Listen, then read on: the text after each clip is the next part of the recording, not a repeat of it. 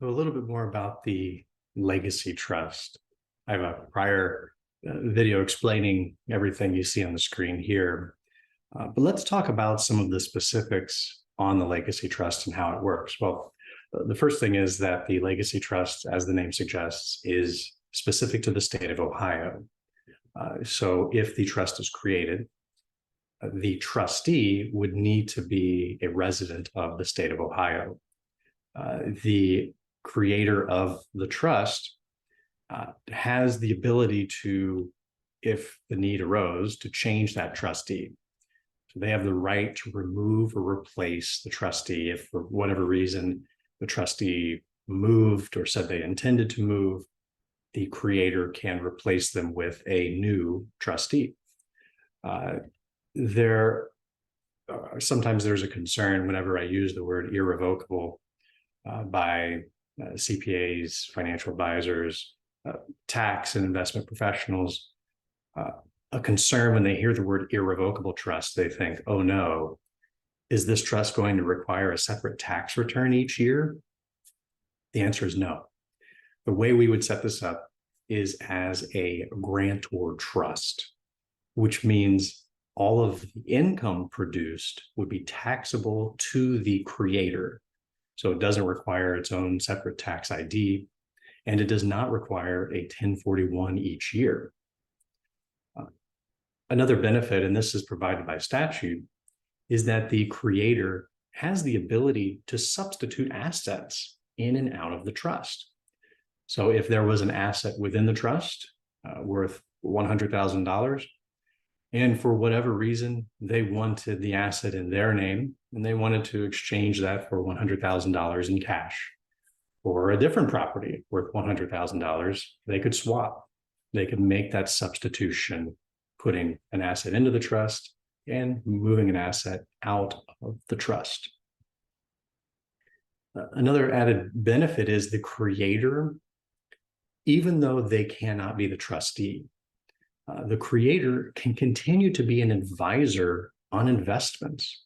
And this is particularly helpful if there is rental property, a small business interest, or if the creator is just a financial professional and there's a brokerage account where it would be helpful if they could advise on how the assets are invested, what real estate is purchased or sold, or how the business is conducted and whether or not the business is sold in the future. That way, by being involved, the creator still has some influence, some ability to advise on those investments.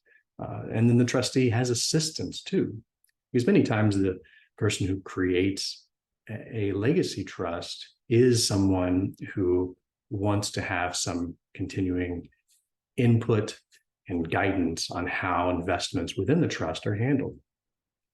And then finally, there is the ability to terminate rights within the trust. This could also be used to do what's called decanting, where assets can move from one trust to another. And what we can do is if we create a legacy trust, and then down the road, for whatever reason, we need to modify the way the trust is distributed to either gain estate tax protection or Medicaid asset protection. So on the estate tax side, it might be that we need to terminate rights in order to make the transfer a completed gift, to take it out of the creator's estate. And I'll go over a technique on another video on how to change part of or all of a legacy trust into a slab. And for Medicaid asset protection purposes, it's important to note, although usually the person creating a legacy trust is not concerned about Medicaid, since this is about asset protection, it's important to note that this actually does not provide asset protection against Medicaid. The reason being that the individual has access to principal.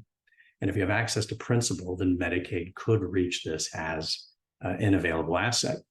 Well, what we could do if it looked like that, it looked like Medicaid could be an issue many years down the road, it is possible to terminate the right to receive principal. The items under creator, income, principal, occupancy, and use, those are the most that a creator can receive from the trust. It can be less. And if we were to remove principal and income, and then 5 years plus in the future, the creator filed for Medicaid, the date that they terminated their rights would effectively be the date of the gift. And those assets would then still be protected from a Medicaid spend down.